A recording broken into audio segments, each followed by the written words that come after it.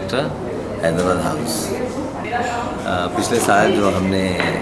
जायका रमज़ान के नाम से फूड फेस्टिवल इंट्रोड्यूस किया था हैदराबाद में,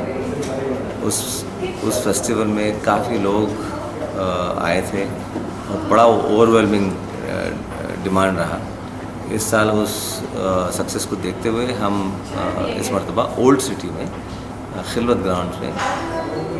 जायका रमज़ान को लेके आ रहे हैं। जायका रमज़ान एक यूनिक इवेंट है जहाँ पर शहर हैदराबाद में एक अच्छा फैमिली माहौल हम क्रिएट करते हैं, जहाँ पर हर छोटे बड़े सोशो इकोनॉमिक बैकग्राउंड से लोग आते हैं और अपने फैमिली के साथ, अपने ख़ानदानों के साथ में आते हैं और बहुत ही इत्मीनान के साथ, बहुत ही एक पाक सुथरा माहौल में यानी खाना खाते हैं और वो बड़े शौक़ से खाते हैं। और इंशाल्लाह ये साल भी हमें उम्मीद है कि खिलवत में पुराने शहर के लोग ज़्यादा से ज़्यादा तादाद में अपनी फैमिली